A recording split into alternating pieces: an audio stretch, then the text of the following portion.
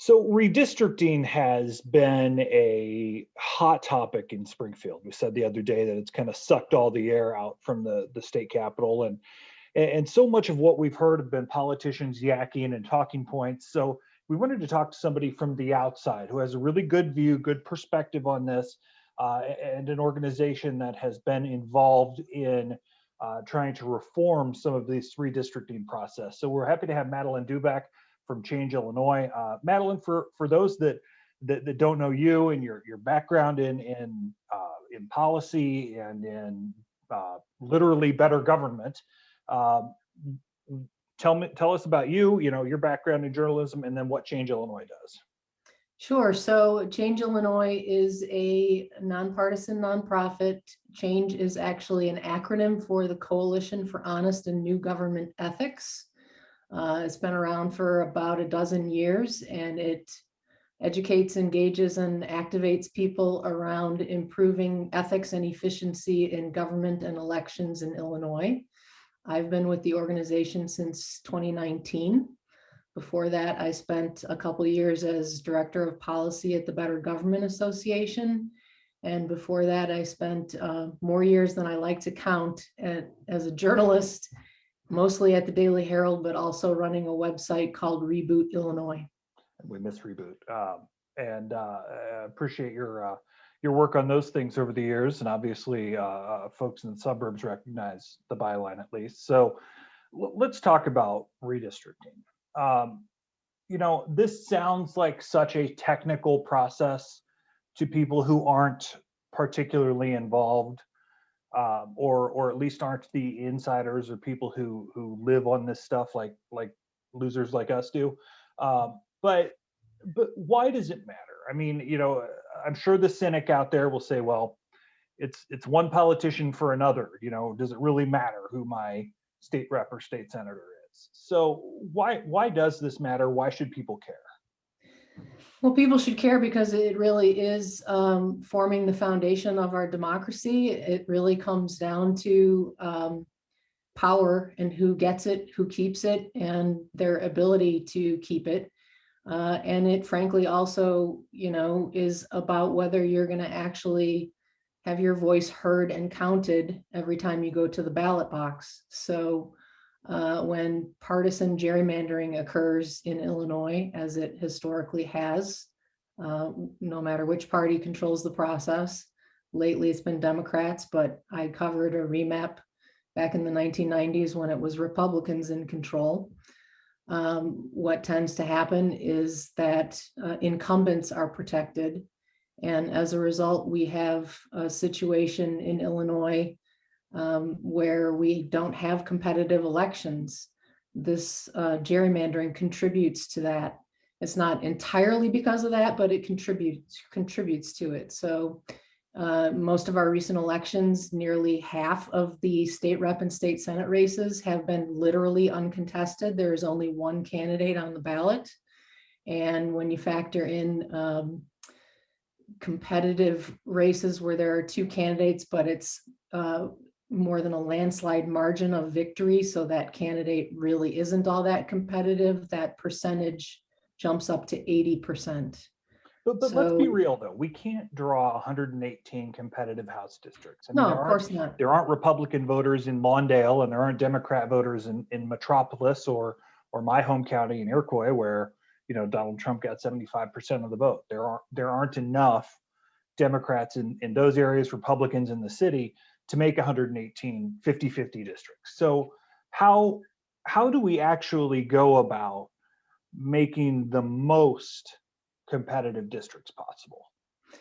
Well, I think we have to, and Change Illinois believes we have to change the process and make it much more equitable and much less political.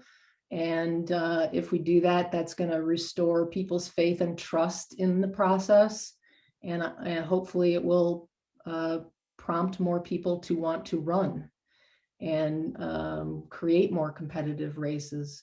So, you know, ultimately, we have been advocating for taking politicians out of the process, believing that it's human nature that they would want to protect themselves and their jobs, and their friends. but that's a conflict of interest.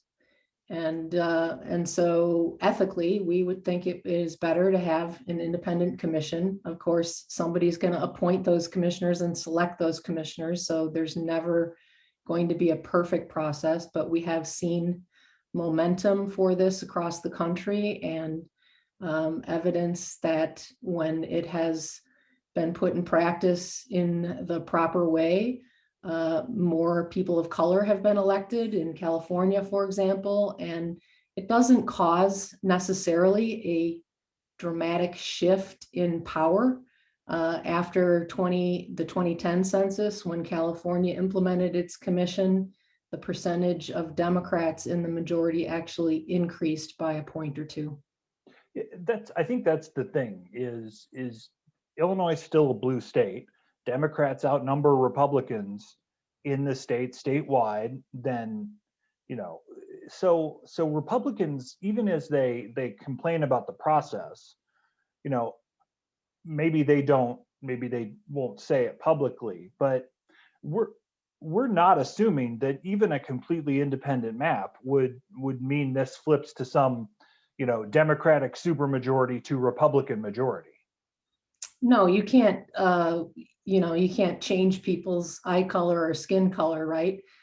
People have the views that they have, and they're going to keep voting the way they do. And you can do a lot by moving lines around on a map, but you can't really move people around. And so I wouldn't expect a dramatic shift one way or the other. What I would expect is just a sense that there is a level, fairer playing field, and that everybody's voices are being heard and recognized and counted. You mentioned gerrymandering, and I know gerrymandering has a technical legal definition, and you and I were conversing the other day about the 4th congressional district, which is kind of a big Pac-Man shape, and that had a court order behind it, and those sort of things. But even if you look back at like the old 17th congressional district, the old Lane Evans district that had like literally one street in Springfield that connected 2 different dumbbells, or some others that have definitely been notorious over the years. I think Shimkus had another one of those, like 1 or 2 blocks, in his old 19th. But even today, you have districts that are odd. House districts that go from the Loop to almost Kenwood, or House districts that shave off half of Champaign and Urbana. Is the current map gerrymandered? Sure, it protects incumbents. It was drawn to protect incumbents and to preserve and try to grow the Democratic majority, and it has succeeded. We have Democratic supermajorities and have had that for several cycles now. Because that was Mike Madigan's whole point, right? Was his job was to protect his majority. Absolutely. And, that's the pressure that is upon every legislative leader. That's what gives them the ability to be the leader. And so it's cutthroat, important work that everybody in Springfield cares a great deal about. The description you referred to of the district that goes from the Loop to Kenwood, that's some of that is protected. I would say point out protected, important gerrymandering to do in order to comply with the Federal Voting Rights Act, which gives people of color a right to have their best shot at electing whomever they choose, as communities that have historically been disenfranchised in this country. But some of these other kind of crazy spaghetti-like or lobster claw-ish sorts of districts occur because politicians are playing games and trying to protect their incumbents or punish people who haven't gone along with their agenda the way they had hoped. And so that sort of packing and cracking occurs and takes away people's voices. It's a form of voter suppression, Patrick. Yeah, and I've never really understood exactly how, if you're packing African Americans into one district, or or, even the complaints in Waukegan that, there should be a Latino district there, even though, there isn't at the moment. How do you reconcile the fact that, you want a Hispanic majority minority district, like what's being advocated for in say Waukegan, or an area that, well, you're just stuffing all those black voters in there so that you can keep white districts outside of it, or not have multiple, districts where there's a black almost majority, maybe plurality would be the right word. Obviously we're getting deep into theoretical and case law and those sort of things, but how hard is this to actually balance when trying to take this up? It's not just like drawing 118 squares, right? No, and Illinois isn't a square state like Iowa. Iowa is much closer to a square state than we are. So it's not simply about Take having that, Hawkeyes. Oh, not a different square. Sorry. Yeah, right. It's never, going to be as simple as drawing squares. As you say, there are a lot of different things that have to be balanced. The Federal Voting Rights Act has to be upheld and should be upheld. The Illinois Voting Rights Act should be upheld. Our state constitution does call for compact and contiguous districts. And it's always a trade-off and a balancing act. Where can you find those communities where legitimately there are communities of interest who share the same values and characteristics and should be together so that they can have that voting power? And when are you overdoing it so that it becomes packing? Those are things that judges decide. And you mentioned Iowa, and I'm always happy to take shots at Iowa whenever possible, but they have a commission, an independent commission for drawing their maps, and there are a lot fewer concerns in Iowa about African American districts, Latino districts. It's a much more white state. It's white as a golf ball, yeah, and so, but that said, how do they do it better? How does their commission show that it's better? Well, it's a lot less political and, more nonpartisan and, everybody uses computer algorithms now. And so that people always make that argument that you can just have a computer do it. Well, somebody's got to program the computer and tell the computer what to rank higher than other things. But, they have a less political process, and more states are moving toward a less political process. The federal government, the House has passed legislation that includes a provision that calls for an independent commission to draw congressional districts in every state in the union. That legislation is now in the Senate, where things are closely divided, so who knows what will happen. But our friends in Michigan are now going through the process of an independent commission for the first time. After 2018, Colorado and Utah added independent commissions. So, taking politics out of this process to some degree or another is what more and more people are calling for, and what people in Illinois have been clamoring for many, many years. Let's talk data. Obviously, the process is what it is at this point, and it doesn't look like the legislature is going to adopt the Republican Hail Mary of let's put a commission in, No. together in April. But the census data should be available by now. In most years, it would be. Right. Clearly, it's not. You can blame that on COVID. You can blame that on the ineptitude of the Trump administration. You can there are plenty of reasons, I'm sure, that we can come up with the delay. The state constitution says that the legislature should enact maps by June 30th. Democrats read that, or at least say they read that, as a mandate. Like, we have to take the best available data to us to pass a map by June 30th. But Republicans say, well, if you don't, we have this process that is constitutionally in place for the, the bipartisan, bicameral, you know, independent commission, if you want to call it independent, redistricting commission, legislative commission, that would kick in right after June 30th. So there's a process that takes place anyway if we don't meet that mandate. So it's not necessarily a legal mandate. So who's right? Is June 30th the end all be all, or is that just a goal or a target?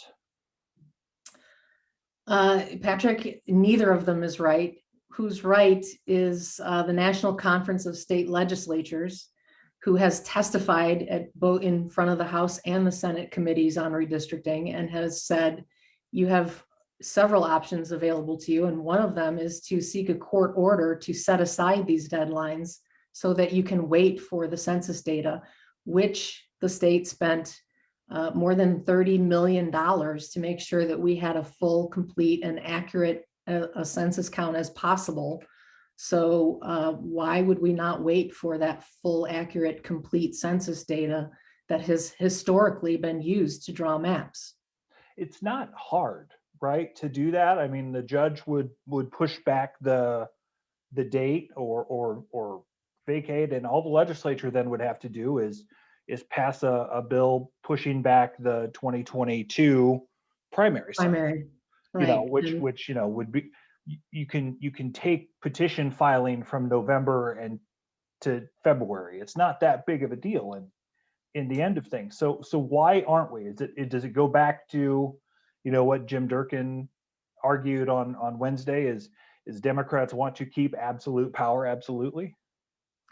Well, sure. And, I would say that based on history, Republicans would be wanting to do the same if they were the ones who had majority control. It's all about power, and that is why people need to pay attention, because it's about their power and whether they're going to continue to have a voice. Is the ACS data, the American Community Survey data, that the Democrats appear to be moving forward with to pass a map, which is just a snapshot of a percentage of the state population, and then estimates the rest, is that an accurate way to draw maps? Look, the ACS data is very useful. It's great data that provides a lot of rich detail, but it is a sampling. It does not go down to the block level the way the census data does. Census data is what historically has been used in Illinois. It's interesting that Democrats are talking about how good and close to real ACS data has been, while complaining about or raising concerns about the census data and the way this past census was handled. Certainly, there were many, many challenges with this past census, and it's good that the Census Bureau is trying to make sure that everything is in order before they release the data. But the ACS data also came from the same administration. So that argument really doesn't fly. Well, and it doesn't count communities under 65,000, which outside of the city and the suburbs, there aren't a lot of places downstate that are under 65,000. Right. And so that's exactly the concern, that we're not getting down to the level that we need to make sure that we're not going to be missing large swaths of people. And so that's why a lot of us believe we should be taking steps to push back this process, set aside these constitutional deadlines, get a court order to do that, or at least try to, and wait for the complete, most accurate census count we have. What should people be doing? People who watch this, whether they stumble upon this on YouTube or read our newsletter or read your website, and maybe they're not the most politically active folks. They're not insiders who have their state senator's cell phone number. What should they be doing? How should they get involved and say we want better government? Engage with their lawmakers on social media if that's what they're most used to and have easiest access to. Somehow find a way to let your state senator and state representative know that you want everybody counted. Everyone has been counted. Everyone should count. We don't want swaths of people left out of this process. One thing that we've been pushing for in these, there've been, close to 40 hearings between the Senate and the House in less than a month. We've been pushing at these hearings. Could you at least tell us what the process is going to look like after these hearings are over? Could you give and guarantee that you're going to give us 2 weeks from the time that you unveil these maps and before you approve them, so that we can at least wrap our heads around them and get a look at them and understand them? Could you please provide a compliance report to explain how you created these districts and how they comply with the Federal and State Voting Rights Act?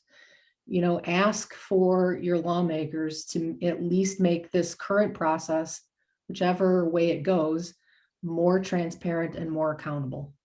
How do people find Change Illinois on the interwebs? We are at changeil.org. You can follow us at ChangeIL on Twitter, and look us up on Facebook as well. Madeline Doubek from Change Illinois. Madeline, appreciate your insights as always. Thanks so much. My pleasure, Patrick. Take care.